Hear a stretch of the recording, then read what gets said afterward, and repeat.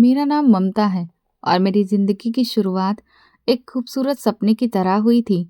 मेरे पिताजी गांव के छोटे किसान थे और मेरी शादी एक दूर की रिश्तेदारी के परिवार में अमर से हुई थी, जो शहर में एक अच्छी नौकरी करता था।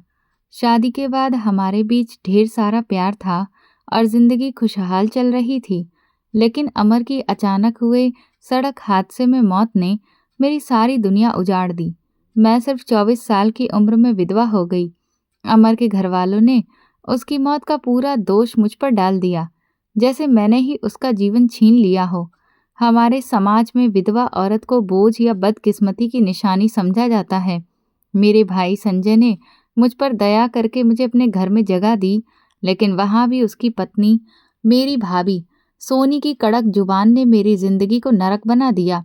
वो हर बात पर ताने देती और मुझे अपने भाई पर बोझ कहती। मैं चुपचाप घर के सारे काम करती और अमर की यादों में खोई रहती। कुछ समय बाद मुझे एहसास हुआ कि मैं माँ बनने वाली हूँ। ये अमर की आखिरी निशानी थी, जिसे मैंने दुनिया से छुपा कर रखने की पूरी कोशिश की, क्योंकि मुझे डर था कि लोग उसे गलत समझेंगे। मैंने ये बात सोनी भाभी से भी छुपाई। अब मेरी जिंदगी एक बंद कमरे जैसी लगने लगी थी।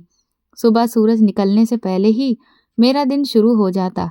सोनी भाभी के उठने से पहले मुझे रसोई के सारे काम निपटाने होते थे।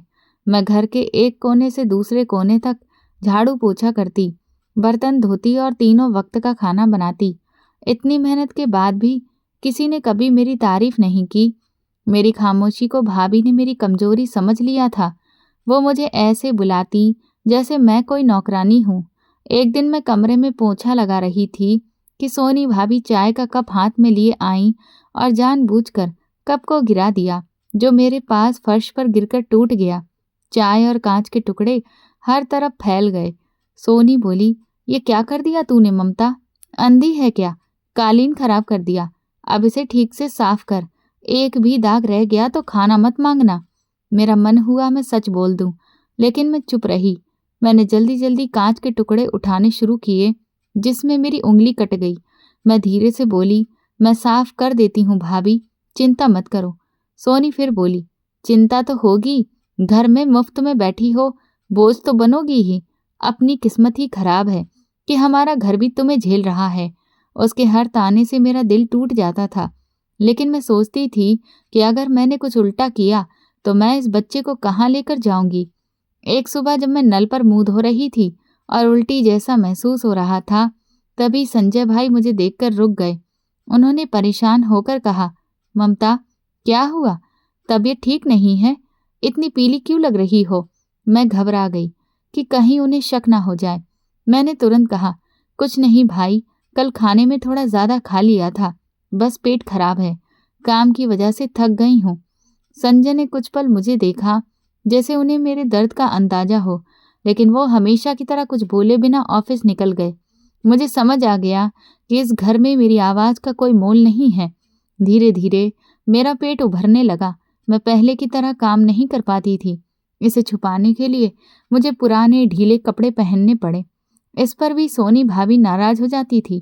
क्या पहन रखा है तूने? हर वक्त ऐसे फटे पुराने कपड़ों में घूमेगी, हमारा नाम खराब करेगी। अच्छे कपड़े पहन। मैंने शांत स्वर में कहा, भाभी मेरे पास बस यही बचे हैं, नए कपड़ों के लिए पैसे नहीं हैं। सोनी ने शक भरे लहजे में कहा, बहाने मत बना, मुझे पता है तू कोई राज छुपा रही है। ये सुनकर मेरा दिल बैठ गया। मुझे लगा जैसे वो मेरे पेट का राज जान गई हो। रात में जब सब सो जाते थे, मैं बिस्तर पर लेटकर अपने पेट पर हाथ रखती। अमर की यादें मेरी आंखों में उमड़ आती। मेरे अंदर पल रहा नन्हा बच्चा ही मेरी जिंदगी की आखिरी उम्मीद थी। मैं अपने पेट को सहलाते हुए धीरे से कहती, मेरे बच्चे, तेरी माँ यहाँ और नहीं रह सकती। हम अपमान की जिंदगी नहीं जिएंगे। मैं तेरे लिए एक नई दुनिया बनाऊंगी, चाहे इसके लिए मुझे कितनी भी बड़ी कुर्बानी क्यों न देनी पड़े। उस रात मैंने बिस्तर के नीचे से एक पुरानी पोटली निकाली, जिसमें मैंने पिछले कुछ महीनों में सिलाई का काम करके थोड़े बहुत पैसे बचाए थे। ये मेरी सारी जमा पूंजी थी, बस कुछ 100 रुपए। मैंने जल्दी जल्दी अपना बिस्तर बांधा और जरूरी सामान एक छोटे से बैग में रख लिया। मेरे दिमाग में बस एक ही बात चल रही थी, यहाँ से निकल जाना। सोनी की और बेइज्जती सहने से पहले मुझे इस घर से भागना था। मैंने भगवान का नाम लेकर खुद को मजबूत किया, ये जानते हुए भी कि आगे का रास्ता अनिश्चित और खतरनाक है। सुबह होने से पहले मुझे ऐसी जगह ढूंढनी थी जहां मैं अपने बच्चे को सुरक्षित और इज्जत की जिंदगी दे सकूं। ये मेरी जिंदगी का सबसे बड़ा और मुश्किल फैसला था, एक ऐसा कदम जो मुझे हमेशा के लिए इस टूटे हुए रिश्ते से दूर ले जाने वाला था। मैंने धीरे से दरवाजे की कुंडी खोली और अंधेरे में कदम रख दिया। मैं विधवा थी। हमारे समाज में एक विधवा का दोबारा शादी करना तो दूर, उसका अकेले जिंदगी जीना भी लोगों को बर्दाश्त नहीं होता। मुझे जब अपने पेट में पनप रहे बच्चे का पता चला था, मैं तभी समझ गई थी कि क्या तूफान आने वाला है। जब मैं संजय भाई का घर छोड़कर अंधेरी सड़कों पर निकली, तब मेरे पास कोई जगह नहीं थी जहां मैं जाऊं। उस रात हर कदम पर डर और शर्मिंदगी दोनों पीछा कर रहे थे। मेरे ससुराल वालों ने तो यहाँ तक कह दिया था, ममता अपशकुनी है, उसका साया भी हमारे घर को बर्बाद कर देगा। अब इस शहर में मेरे लिए कोई सुरक्षित ठिकाना नहीं था। चलते चलते मैं एक पुराने मंदिर के सामने रुकी, जहां महिलाओं के लिए एक छोटी सी शरण लेने की जगह बनी हुई थी। मैंने वो रात वहीं छुपकर निकाली, अपने पेट पर हाथ रखकर, अपने बच्चे को दुनिया की बुरी नज़रों से बचाते हुए। अगले दिन मुझे किराए पर एक कमरे की तलाश थी। मेरे पास जो कुछ पैसे थे, उनसे अच्छे मोहल्ले में कमरा मिलना नामुमकिन था। आखिरकार एक बहुत ही गरीब और तंग गली वाले मोहल्ले में, जहां लोग किसी के मामले में ज़्यादा दखल नहीं देते थे, मुझे एक बूढ़ी औरत के यहाँ एक पुराना कमरा मिल गया। वो ज़्यादा सवाल नहीं करती थी, तो मैंने भी बस इतना कहा कि मैं विधवा हूँ और रिश्तेदारों ने साथ छोड़ दिया है। उसने मुझसे ज़्यादा किराया नहीं लिया और मेरा सामान उस छोटे कमरे में रखवा दिया। उसी डर, अकेलेपन और तन्हाई के बीच मेरी मुलाकात इस मोहल्ले के एक युवा लड़के अजीत से हुई। अजीत की एक छोटी सी सिलाई की दुकान थी। वो गरीब इलाकों और अकेली औरतों की परेशानियों को अच्छी तरह समझता था। एक दिन मैं कपड़ा सिलवाने उसकी दुकान पर गई तो उसने पहली बार मेरे चेहरे पर छिपा दर्द महसूस किया। मैडम, आप नई लगती हो यहाँ, कहाँ से आई हो? मैंने धीमी आवाज में कहा। मैं विधवा हूँ, मेरे पति नहीं रहे और परिवार वालों ने भी मुंह मोड़ लिया। अजीत ने नरमी से कहा, मैडम, यहाँ हर किसी की अपनी कहानी है। अगर किसी चीज की जरूरत पड़े तो बिना झिझक बोल देना। यहाँ अकेले रहना आसान नहीं है, खासकर आप जैसी औरतों के लिए। अजीत मुझ पर तरस खाने लगा और अक्सर मेरी मदद करने लगा। कभी आटा दाल ले आता और पैसे लेने से मना कर देता। एक दिन जब मेरे पास बिल्कुल पैसे नहीं थे और मैं भूखी थी, तो वो खुद ही मेरे दरवाजे पर राशन की थैली लेकर आया। ये आपके लिए है, भगवान पर भरोसा रखिए, सब अच्छा होगा। मैंने शर्म से कहा, लेकिन मेरे पास देने को कुछ नहीं, बस आपके लिए भगवान से दुआ कर सकती हूँ। वो हमेशा कहता था कि मुझे अकेले जिंदगी नहीं गुजारनी चाहिए। उसके नर्म और मददगार स्वभाव ने मुझे सहारा दिया, पर मैंने यही गलती की और अजीत की बातों पर भरोसा करना शुरू कर दिया। अजीत ने कहा कि वो मेरे और मेरे बच्चे की जिम्मेदारी उठाएगा। मेरे भीतर जो डर और अकेलापन था, वो उसकी मीठी बातों में ढलने लगा। मेरे बच्चे का बाप कौन है, ये सवाल हर कोई पूछता, और अजीत ने वही जगह भरने की कोशिश की जो खाली थी। ममता, तुमने हमेशा मुझे इज्जत से देखा है और मैं भी तुम्हारी बहुत कद्र करता हूँ। तुम्हारे पेट में पल रहा बच्चा मासूम है। अगर तुम चाहो तो हम यहाँ से दूर किसी नई जगह चले जाएं, जहाँ कोई हमें ना जानता हो। मैं तुम्हें अपना नाम दूंगा, तुम्हारे बच्चे को भी। मैं घबराई हुई आवाज में बोली, अजीत, लोग क्या कहेंगे? क्या तुम मेरा अतीत भूल पाओगे? अजीत ने कहा, बीता हुआ वक्त भूल जाना ही समझदारी है। जो लोग तुम्हें छोड़ गए, उनके लिए अपनी आने वाली जिंदगी क्यों खराब कर रही हो? मुझे लगा शायद उसे सच में मेरे लिए भगवान ने भेजा है। शायद मेरे और मेरे बच्चे के लिए यही रास्ता सही होगा। एक दिन हमने तय कर लिया कि हम इस समाज की बातों और तानों से दूर भाग जाएंगे। मैं बेहद डरी हुई थी, लेकिन दिल में एक उम्मीद थी। एक रात जब पूरा मोहल्ला सो चुका था, मैंने अपना सारा सामान एक छोटे से कपड़े की गठरी में बांधा और अजीत के बताए हुए बस स्टॉप पर पहुंच गई। वो वहां एक पुरानी जीप लेकर खड़ा था। जल्दी बैठो ममता, हमें दूर निकलना है। मैं गाड़ी में चढ़ गई। हमने शहर की सीमा पार कर दी। करीब 2 घंटे तक चलने के बाद गाड़ी एक सुनसान, उजाड़ और बेहद डरावनी जगह पर रुक गई। चारों तरफ अंधेरा था और दूर दूर तक कोई आदमी नहीं। मैं डर कर बोली, अजीत, हम कहाँ आ गए? यहाँ कोई रहता भी नहीं। अजीत का चेहरा, जो पहले नरमी, हमदर्दी और प्यार से भरा था, अब बिल्कुल बदल चुका था। अब उसकी आंखों में नरमी नहीं थी, बल्कि उसकी जगह लालच और बेरहमी थी। ममता, तुम बहुत बेवकूफ हो। क्या तुम्हें ये लगा था कि मैं तुम्हारी सारी जिंदगी का बोझ उठाने के लिए यहाँ आया हूँ? मैंने तुम्हें नई जिंदगी का सपना दिखाकर यहाँ बुलाया था, सिर्फ अपने मतलब के लिए। अजीत के इन बेरहम शब्दों ने मुझे तोड़ दिया। मुझे लगा कि मैंने अपनी आखिरी उम्मीद और इज्जत सब कुछ खो दिया है। अजीत ने मेरा इस्तेमाल किया और मुझे एक अनजान शहर में छोड़कर भाग गया। मेरे पास जो थोड़े बहुत पैसे थे वो भी छीन लिए। मैं रोती हुई वापस लौट रही थी। दुनिया आंखों में घूम रही थी और दिल में सिर्फ दर्द भरा था। पूरी रात चलने के बाद मैं सुबह सुबह अपने भाई के दरवाजे पर पहुंची। जिंदगी में पहली बार मुझे लगा कि मैंने कितनी बड़ी गलती की थी। मैंने दरवाजा खटखटाया तो मेरी भाभी सोनी ने मुझे देखते ही ताने देने शुरू कर दिए और दरवाजा मेरे मुंह पर बंद कर दिया। शर्म नहीं आई तुम्हें इस चेहरे से दोबारा यहाँ आने की? तुम्हारे भाई ने पनाह दी थी और तुमने क्या किया? यहाँ से चली जाओ, मेरा घर खराब मत करो। वो दरवाजा बंद कर चुकी थी और मैं बाहर सड़क पर खड़ी थी, अपने पेट में पल रहे बच्चे के साथ। मैं पूरी तरह टूटी हुई और बेघर थी। भाई के दरवाजे से दुत्कार मिलने के बाद मुझे समझ आ गया कि इस दुनिया में मेरा कोई ठिकाना नहीं बचा। संजय भाई के घर से निकलने के बाद सिर्फ एक ही जगह बची थी, वो छोटी सी कोठरी जो मैंने अजीत से मिलने से पहले किराए पर ली थी। मैं उसी पुराने टूटे फूटे मोहल्ले में वापस आ गई। जगह तंगहाली और जर्जरता थी जहां पर, लेकिन मेरे लिए किसी सुरक्षित आश्रय से कम नहीं थी, क्योंकि यहाँ कोई मुझे ताने नहीं मारता था। मैंने अगले कुछ महीने बिल्कुल अकेले गुजारे। मेरे साथ सिर्फ मेरी तन्हाई और मेरे अंदर पल रहा मेरा बच्चा था। मोहल्ले के लोग मुझे अजीब निगाहों से देखते और मेरे पीछे बातें बनाते। मैंने बाहर निकलना कम कर दिया और पूरी ताकत छोटे मोटे सिलाई कढ़ाई के कामों में लगा दी। रात रात भर जागकर सिलाई करती ताकि 2 वक्त की रोटी और कोठरी का किराया निकल आए। एक दिन मेरे बुजुर्ग मकान मालिक रमा मौसी मेरे दरवाजे पर आईं। उन्होंने शायद मेरी हालत समझ ली थी। ममता बेटी, तुम अकेली रहती हो, बाहर का माहौल भी ठीक नहीं। अगर कोई ज़रूरत हो तो बता देना। मुझे लग रहा है तुम बहुत कमज़ोर हो गई हो। मैंने उन्हें मुस्कुराकर कहा, नहीं मौसी, सब ठीक है, बस थोड़ी सी थकान है। मैंने कभी नहीं बताया कि मेरे पेट में बच्चा पल रहा है। मैं यहाँ भी ढीले कपड़े ही पहनती। रमा मौसी ने मेरे हाथ में एक पुरानी रजाई पकड़ाई और कहा, अपना ध्यान रखना बेटी। उनकी इतनी सी हमदर्दी से मेरी आंखें भर आईं। 9 महीने का सफ़र मैंने अकेले पूरा किया। जब प्रसव का दर्द शुरू हुआ तो मैंने खुद को कमरे में बंद कर लिया। मैं नहीं चाहती थी कि कोई मेरी हालत पर तमाशा बनाए। आधी रात के वक्त बिना किसी मदद, सिर्फ डर और हिम्मत के सहारे मैंने अपने बेटे को जन्म दिया। मैंने उसका नाम रवि रखा। वो मेरा सब कुछ था, सेहतमंद, खूबसूरत और मासूम।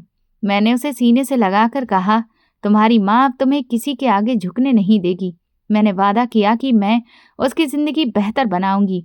मैं बर्तन धोने, सिलाई कढ़ाई और जो भी छोटा काम मिलता वो कर लेती। सुबह जल्दी निकलती और शाम ढलते ढलते वापस आती, ताकि लोगों की बुरी नज़रों और तानों से बच सकूं। मेरे लिए रवि ही खुशी की एकमात्र वजह था। अब वो 4 साल का हो चुका था। उसकी हंसी मेरी झोपड़ी में रोशनी भर देती थी। एक रात मैं एक अमीर घर की औरत के कपड़े सिलाई करके देर से लौटी। देखा कि रवि चुप पड़ा है और उसका माथा आग की तरह जल रहा है।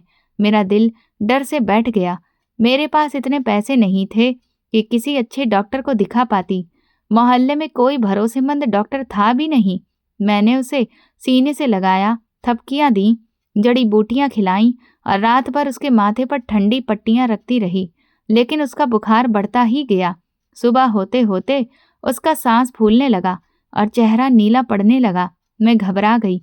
मुझे समझ आ गया कि ये सिर्फ बुखार नहीं, उससे कहीं ज़्यादा खतरनाक है। तभी मुझे भाई संजय की याद आई। उसके पास गाड़ी थी और शहर के अच्छे डॉक्टरों तक पहुंच भी। उस वक्त मेरे दिमाग में सिर्फ एक बात थी, रवि को जिंदा रखना। मैंने सारी शर्म, अपमान और डर को पीछे छोड़ा, रवि को एक पुरानी चादर में लपेटा और दौड़ पड़ी भाई के घर की तरफ। मेरे कदम तेजी से बढ़ रहे थे और मैं भगवान से बस एक ही प्रार्थना कर रही थी, मेरे बच्चे को बचा लो। मुझे नहीं पता था कि इस फैसले की मुझे क्या कीमत चुकानी पड़ेगी, लेकिन उस पल मेरे लिए सबसे ज्यादा जरूरी था मेरा रवि। आखिरी उम्मीद की एक टूटी हुई डोर को पकड़कर मैं भाई के दरवाजे पर पहुंची और वहीं बैठ गई। मेरी गोद में रवि का ठंडा पड़ा छोटा सा शरीर था। बुखार की गर्मी उसके साथ मेरे अंदर भी समा चुकी थी। मैंने 3 बार जोर से दरवाजा पीटा और चौथी बार पर दरवाजा खुला। संजय घर से निकलने की तैयारी में था। उस पर उसकी ड्यूटी का यूनिफॉर्म था और हाथ में ब्रीफ केस। जैसे ही उसने मुझे और रवि को इस हालत में देखा, वो दंग रह गया। उसके चेहरे पर डर, परेशानी और शर्म का अजीब सा मिला जुला भाव था। ममता, ममता, उसकी नज़रों से बचने की कोशिश करते हुए मैं कांपती आवाज में बोली, भाई संजय देखो ना, रवि को क्या हो गया है। मेरे पैर जवाब देने लगे और मैं रोते हुए उसके पैर पकड़कर बैठ गई। भगवान का वास्ता है भाई, मेरे बच्चे को अस्पताल ले चलो, वरना ये मर जाएगा। मेरे पास एक रुपया भी नहीं है। ये तो मेरे लिए जिंदगी का बस एकमात्र सहारा है। इसे बचा लो भाई। मेरी आवाज सुनकर भाभी सोनी भी दरवाजे के पीछे से निकल आई।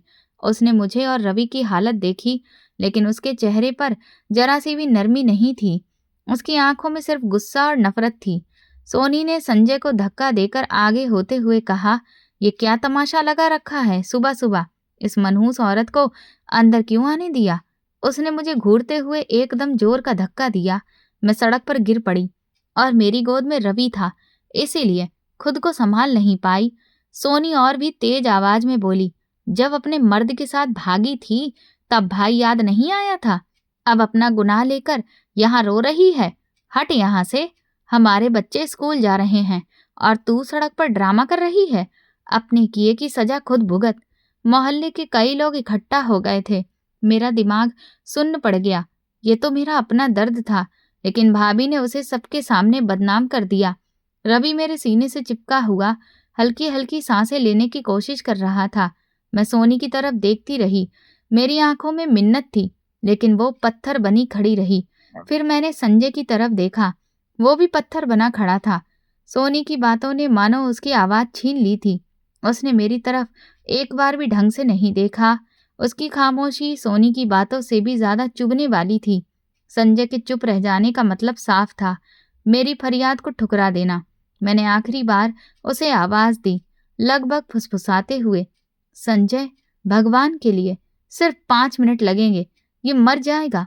मैंने तुम्हारी सारी बेइज्जती सह ली, बस एक बार मदद कर दो। लेकिन उसने मेरी तरफ देखा भी नहीं। उसने मेरा कंधा पकड़कर किनारे किया और सोनी से कहा कि दरवाजा बंद कर दे।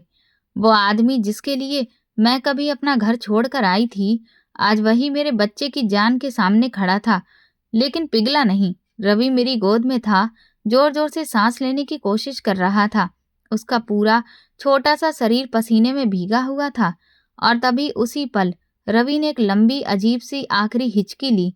उसकी छोटी सी उंगलियां जो मेरी कमीज पर पकड़ी थीं, ढीली पड़ गईं। उसका शरीर ठंडा होने लगा और उसने आंखें मूंद लीं। मेरी बाहों से मेरा चांद फिसल गया। मैं कुछ पल के लिए बिल्कुल पत्थर की मूर्ति बन गई। फिर अचानक तड़प कर जोर से चीख उठी। मेरी चीख ने पूरे मोहल्ले की खामोशी को चीर दिया। मैं रवि को सीने से लगाए उसका नाम लेकर रोती रही, रवि, मेरे बेटे, क्यों छोड़कर चला गया? संजय और सोनी ने फटाफट दरवाजा बंद किया और अंदर चले गए। उनके लिए ये सब खत्म था, लेकिन मेरे लिए मेरी पूरी दुनिया खत्म हो चुकी थी। मैं वहीं सड़क पर बैठी रही, रवि की लाश गोद में लेकर। कुछ देर बाद मुझे दफन करने का ख्याल आया। मैंने लोगों से मदद मांगी, अरे कोई तो आओ, मेरे बच्चे को कांधा दे दो, ये यतीम है। लेकिन संजय के रुतबे की वजह से कोई आगे नहीं आया। सब लोग खड़े खड़े तमाशा देखते रहे। मेरे गम में कोई शामिल नहीं हुआ। इस समाज ने मुझसे मेरी सबसे कीमती चीज छीन लिया था। गम इतना भारी था कि मैंने फैसला कर लिया, अब मुझे किसी की जरूरत नहीं। मैं खुद अपने बेटे को उसकी आखिरी जगह तक ले जाऊंगी। मैंने रवि के छोटे से शरीर को मजबूती से लपेटा और संजय के बंद दरवाजे को एक आखिरी ठंडी नजर से देखा। फिर मैं उठी और सड़क पर चलना शुरू कर दिया। मेरे अंदर एक सख्त इरादा पैदा हो चुका था, उन सब के लिए जिन्होंने मुझे इस हाल में पहुंचाया था। संजय के घर के सामने, जहां रवि ने आखिरी सांस ली थी, मैं कुछ देर खड़ी रही। फिर मैं आगे बढ़ गई। मेरे आंसू सूख चुके थे, अब रोना भी बंद हो गया था। बस एक गहरा चुभता हुआ दर्द था जो मेरी रूह को दबाए था। मुझे महसूस हुआ कि इस दुनिया में मेरा कोई नहीं, न रिश्तेदार न समाज। मैंने तय कर लिया, अब मैं किसी की तरफ उम्मीद से नहीं देखूंगी। मैं रवि को खुद कांधा दूंगी। मैंने उसे आखिरी बार सीने से लगाया और एहतियात से गोद में उठा लिया। लोग रास्ते में मुझे देखते रहे जैसे मैं कोई मुजरिम हूँ। कोई आगे नहीं आया, सब तमाशा देखते रहे। मैं शहर की पुरानी सुनसान सड़कों की तरफ निकल गई। मुझे बस एक शमशान ढूंढना था। मैं बेमकसद चलती रही। घंटों चलने के बाद शहर की सीमा से बाहर निकल गई। मेरा शरीर टूट रहा था, लेकिन माँ का दिल रुकने नहीं दे रहा था। मैंने रवि के ठंडे माथे को चूमना चाहा, लेकिन होंठ लगते ही दिल कांप गया, क्योंकि अब वो सचमुच चला गया था। मैं चलती रही, जब तक चलने की ताकत बाकी थी। रवि का वजन मेरे बाजुओं पर बढ़ता जा रहा था। मुझे बहुत तेज प्यास लग रही थी, लेकिन मैं रुककर पानी का एक घूंट भी नहीं पी सकती थी। शाम का अंधेरा गहरा होने लगा था और सड़कें बिल्कुल सुनसान पड़ती जा रही थीं। ये इलाका वीरान और डरावना लग रहा था। तभी मुझे रास्ते के आगे एक अस्पताल दिखाई दिया। वो सड़क से थोड़ा हटकर ढलान पर बना हुआ था। वो बहुत पुरानी किस्म की इमारत थी। उसका रंग फीका पड़ चुका था और दीवारों पर काले धब्बे थे। उसकी खिड़कियों के शीशे भी टूटे हुए थे और उनमें से हल्की पीली रोशनी बाहर आ रही थी। ये अस्पताल दिन में भी वीरान लगता था और रात में तो और ज्यादा डरावना। उसे देखकर एक पल के लिए मेरे मन में ख्याल आया कि काश मैं रवि को पहले यहीं ले आती, शायद मेरा बच्चा बच जाता। ये सोच मेरे दिमाग में जैसे कोई पागलपन की तरह घुस गई। मैं वहीं ठिठक गई। शायद मेरे दिमाग में ये उम्मीद भी थी कि यहाँ का डॉक्टर मुझे बता देगा कि शमशान घाट कहाँ है। मैं फौरन रवि को सीने से लगाए अस्पताल की तरफ बढ़ी। जल्दी जल्दी सीढ़ियां चढ़कर मैं इमारत के दरवाजे तक पहुंची। जैसे ही मैंने अंदर कदम रखा, एक अजीब सी ठंडी हवा मेरे शरीर से टकराई। बाहर की गर्मी और अंदर की ठंड बिल्कुल अलग थी। अस्पताल के कॉरिडोर में एक अननेचुरल सी खामोशी पसरी थी। ना किसी मरीज की कराह, न नर्सों के कदमों की आवाज, न किसी मशीन की बीप, बस गहरा सन्नाटा जिससे दिल दहल रहा था। मैंने रिसेप्शन की तरफ देखा, वहां भी कोई नहीं था। मैं धीरे से दरवाजा धकेलकर अंदर चली गई। दरवाजे की चरमराहट उस सन्नाटे में किसी चीख की तरह सुनाई दी। मैं रवि को गोद में लिए चलती रही, उम्मीद कर रही थी कि शायद यहाँ कोई मुझे शमशान का रास्ता बता दे। फर्श पर टूटे फूटे पुराने टाइल लगे थे, दीवारों पर सीलन के काले निशान। खामोशी इतनी गहरी थी कि मेरे अपने कदमों की आवाज भी जैसे कमरे में गूंजती जा रही थी। मैंने हिम्मत करके इमरजेंसी वार्ड की तरफ पढ़ना शुरू किया, जहां से हल्की पीली रोशनी आ रही थी। जैसे ही मैं अंदर गई, वहां बहुत से लोग दिखे, नर्सें और डॉक्टर जो हरकत में थे, लेकिन उनका काम करने का तरीका अजीब था। वो ना एक दूसरे से बात कर रहे थे, ना किसी मरीज से। वहां रखी चीजों पर धूल जमी थी, जैसे उन्हें सालों से छुआ भी ना गया हो। लेकिन सबसे डरावनी बात यह थी कि सभी ने अपने चेहरे पूरी तरह कपड़ों और चादरों से ढके रखे थे। ये मास्क नहीं थे, पूरी चादरें थीं जिससे एक भी हिस्सा दिखाई नहीं देता। सिर्फ उनकी आंखें जो अजीब तरीके से चमक रही थीं। उनका चलने का अंदाज भी गैर नॉर्मल था, बिल्कुल बिना आवाज के, जैसे जमीन को छुए बिना हवा में तैर रहे हों। ये दृश्य देखकर मेरा दिल जोर से धड़कने लगा।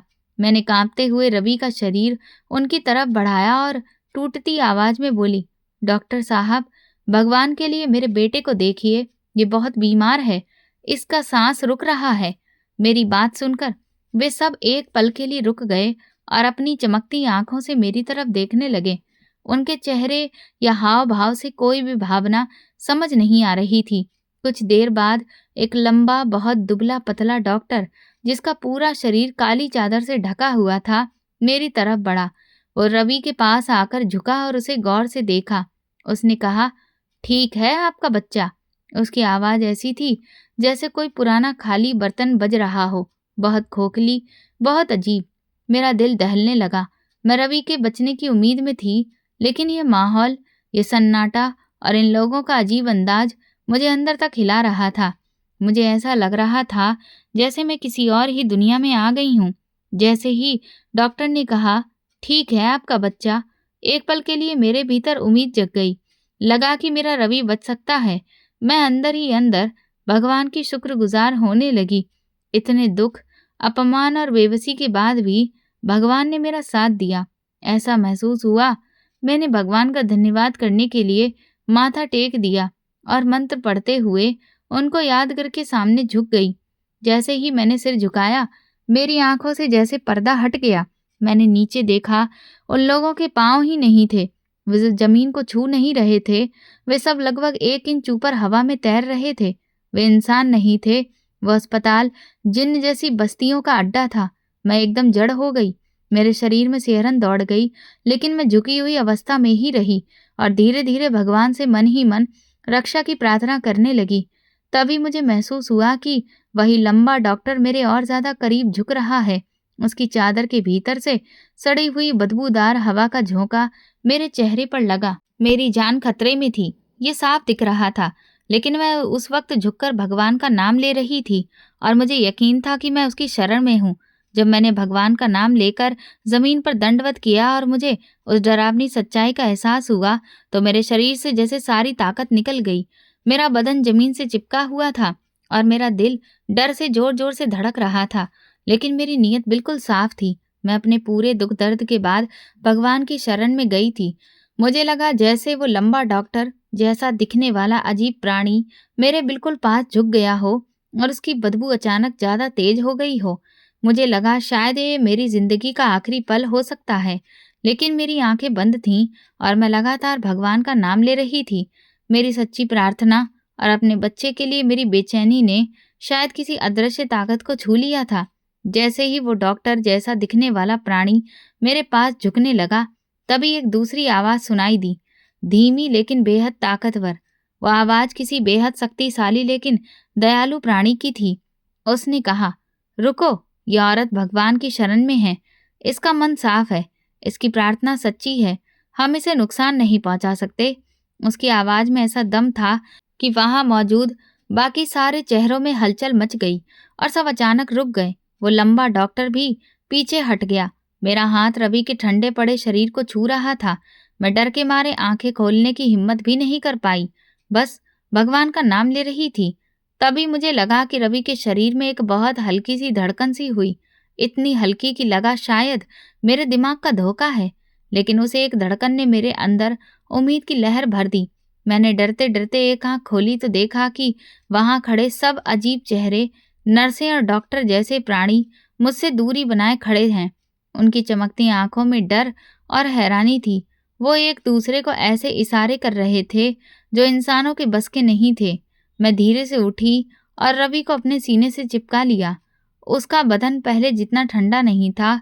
मेरे सामने वही ताकतवर प्राणी खड़ा था जिसने अभी मुझे बचाया था। वो थोड़ा दूर खड़ा होकर अपने साथियों को कुछ इशारे कर रहा था। फिर वो सब अस्पताल के एक कोने में इकट्ठा हो गए। उनका चलने का तरीका भी इंसानों जैसा नहीं था, पैर जमीन से थोड़ा ऊपर।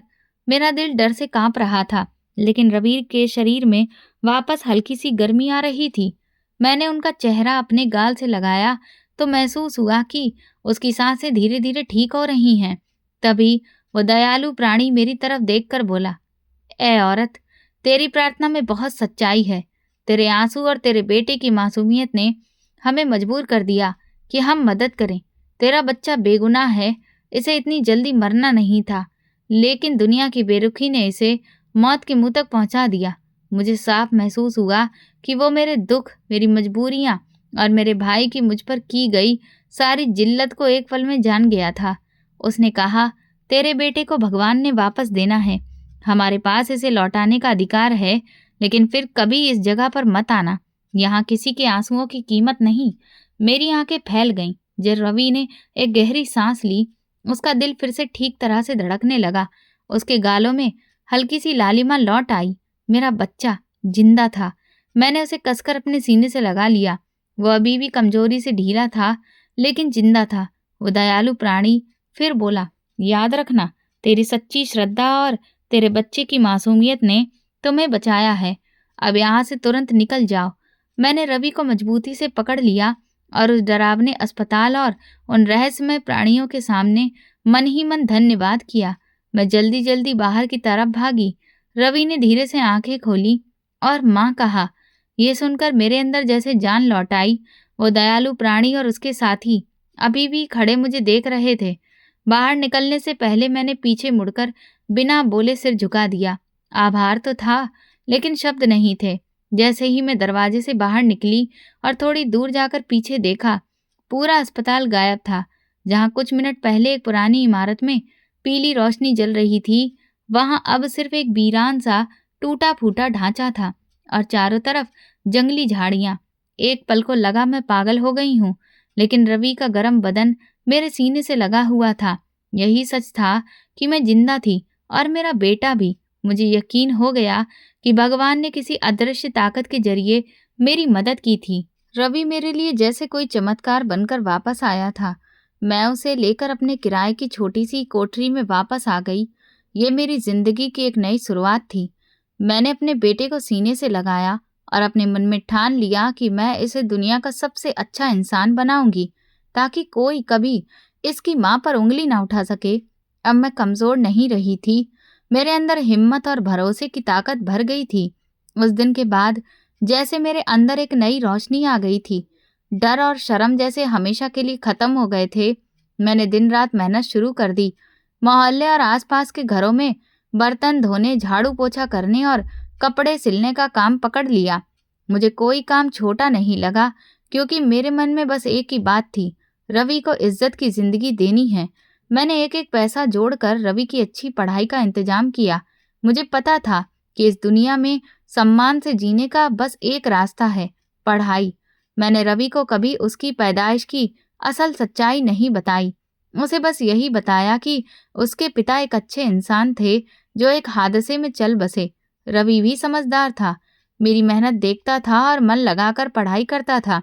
वो अक्सर कहता, माँ मैं खूब पढ़ाई करूँगा, बड़ा आदमी बनूंगा, ताकि तुम्हें काम न करना पड़े। मैंने उसे हमेशा भगवान का शुक्र मनाना सिखाया। उसे बताया कि हम गरीब सही, लेकिन भगवान की कृपा हमारे साथ है। मैंने उसे ये भी बताया कि सच्चे मन से मेहनत करो, ऊपर वाला खुद रास्ता बना देता है।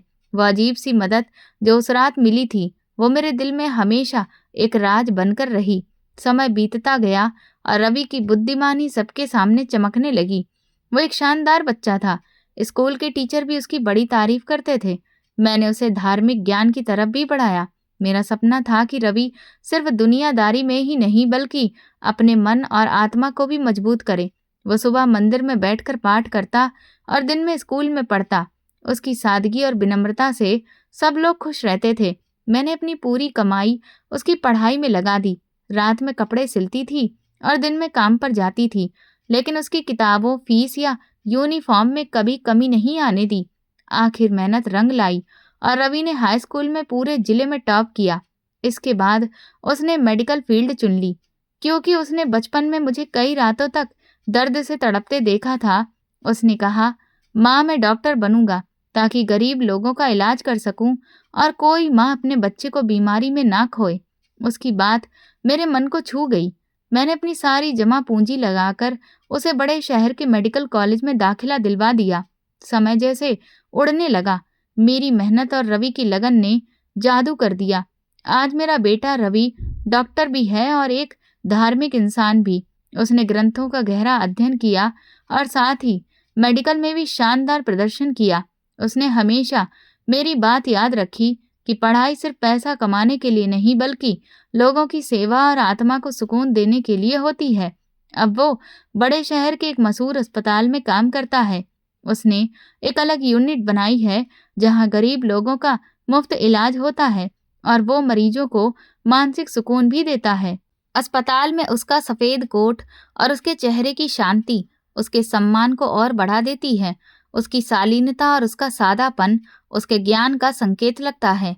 लोग उसे डॉक्टर रवि और कभी कभी गुरुजी भी कहते हैं। आज मैं अपनी छोटी सी कोठरी में रहते हुए भी खुद को दुनिया का सबसे अमीर इंसान समझती हूँ, क्योंकि मेरा बेटा मेरे लिए सब कुछ है। एक दिन रवि मुझे एक बड़े सुंदर पार्क में ले गया ताकि मैं थोड़ा आराम महसूस कर सकूं। हम एक बेंच पर बैठे बातें कर रहे थे कि मेरी नज़र एक बहुत ही बुरी हालत वाली औरत पर पड़ी। वो पार्क के कोने में फटे हुए कपड़ों में बैठी भीख मांग रही थी। उसका चेहरा दर्द और परेशानी से भरा था। मैं एकदम सन्न रह गई। वो कोई और नहीं, मेरी भाभी सोनी थी। समय ने उनके चेहरे को इतना बदल दिया था कि वो पहचान में नहीं आ रही थी, लेकिन मैंने उनकी आंखों से उन्हें पहचान लिया। मैंने भी अपना रूप इतना बदल लिया था कि वो मुझे पहचान ही नहीं पाती। मैंने रवि से कहा, बेटा मुझे पानी और कुछ खाने की चीज चाहिए। रवि तुरंत दुकान से पानी की बोतल और बिस्किट ले आया। मैं सोनी के पास गई, उन्हें खाना दिया और पूछा, भाभी आप यहाँ कैसे आ गईं? आपकी यह हालत कैसी हो गई? सोनी रोते रोते अपनी कहानी बताने लगी। उन्होंने कहा कि जब उन्होंने मुझे घर से निकाला था तब उनका घमंड आसमान पर था। उन्हें यकीन था कि वो और उनके बच्चे ही संजय की संपत्ति और नाम के असली मालिक होंगे। मगर ममता, मेरा घमंड ही मुझे खा गया। तुम्हारे जाने के कुछ समय बाद तुम्हारे भाई संजय के कारोबार में बहुत बड़ा नुकसान हो गया। उसने गलत लोगों पर भरोसा कर लिया और पूरा पैसा डूब गया। वो कर्ज में दब गया। लोगों ने बताया कि संजय का पूरा रौब दबदबा खत्म हो गया था और घर की हालत भी खराब होती जा रही थी। संजय जो कभी सीना तान कर चलता था, अब गली मोहल्ले से नजर झुकाकर गुजरता था। सोनी ने मुझे बताया कि भाई बहुत जल्दी दुनिया छोड़कर चले गए। वो अपनी टेंशन, दुख और परेशानियों को सहन नहीं कर पाए और उनको जोर का हार्ट अटैक पड़ा, जिससे उनकी मौत हो गई। सोनी बिल्कुल अकेली रह गई थी। उसके सारे सपने बिखर गए। ये सब सुनकर मुझे कोई खुशी नहीं हुई, बस दिल में एक भारी दर्द हुआ कि कैसे इंसान का अपना घमंड ही उसे बर्बाद कर देता है। मैंने अपने मन में सोचा कि भगवान का न्याय यही इस दुनिया में ही दिख जाता है। सोनी रोते रोते बता रही थी कि उसके बेटे, जिनकी वजह से उसने मुझे और मेरे बच्चे को इतना अपमानित किया था और मेरे बच्चे को गलत नाम दिया था, वो भी बर्बाद हो गए। भाई संजय के सख्त स्वभाव और जो पैसे दौलत का घमंड था, उसी ने उन बच्चों की जिंदगी बिगाड़ दी। बाप के गुजरने के बाद उनका कोई सहारा नहीं रहा। उसके दोनों बेटे नशे में पड़ गए।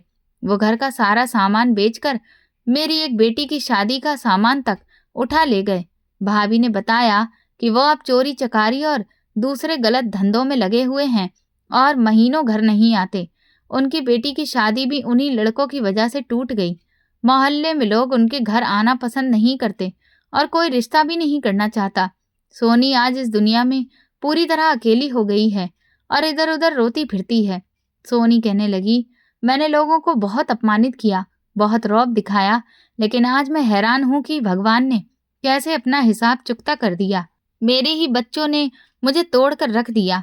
काश उस दिन मैंने तुम्हें और तुम्हारे बच्चे को अपमानित ना किया होता। वो बार बार रो रही थी और अपने किए पर पछता रही थी। मैंने सोनी को दिलासा दिया और उसे पहचान कर भी अनजान बन गई। मैंने उसे थोड़े पैसे दिए जो उस वक्त मेरे लिए खास मायने नहीं रखते थे और उसे रास्ते पर चलने की दुआ दी। फिर मैं वहां से रवि के साथ चली आई। रवि पूछने लगा, माँ ये कौन थी? बहुत दुखी लग रही थी। मैंने कहा, बेटा ये दुनिया है, यहाँ इंसान हमेशा एक जैसा नहीं रहता। हमें भगवान का शुक्रिया करना चाहिए और जितना हो सके किसी की मदद करनी चाहिए। आज मैं एक इज्जतदार और खुशहाल जिंदगी जी रही हूँ। मेरा बेटा डॉक्टर रवि मेरी आंखों का तारा है। मेरे पिछली जिंदगी का दर्द अब बस एक कहानी बन गया है। भगवान ने मेरी इतनी मदद की कि जहां जहां मुझे सहारे की जरूरत थी, वहां वहां रास्ते खुद बनते गए। रवि अब एक ट्रस्ट चलाता है जो गरीब, विधवा और अनाथ बच्चों की मदद करता है ताकि कोई और माँ मेरी तरह का दुख ना झेले। रवि ने अपना एक अस्पताल भी बनाया है जहाँ सबसे ज्यादा ध्यान उन बच्चों पर दिया जाता है जिनका कोई नहीं है। मैं और रवि हर रात सोने से पहले भगवान का शुक्रिया अदा करते हैं कि उसने हमें ऐसी जगह पहुंचाया जहां हम लोगों को नीचा दिखाने की बजाय उन्हें सहारा दे सकते हैं। मेरी कहानी ये बताती है कि सच्चाई और साफ दिल कभी हारते नहीं, चाहे दुनिया की सारी ताकत आपके खिलाफ ही क्यों ना खड़ी हो जाए। तो दोस्तों, आपको ये कहानी कैसी लगी मुझे कमेंट सेक्शन में ज़रूर बताएं। मेरे चैनल को सब्सक्राइब कर वीडियो को लाइक कर दें और वीडियो को हाइप भी दें। ऐसी और भी रोमांचक कहानियाँ सुनने के लिए मेरे चैनल के साथ बने रहें। धन्यवाद।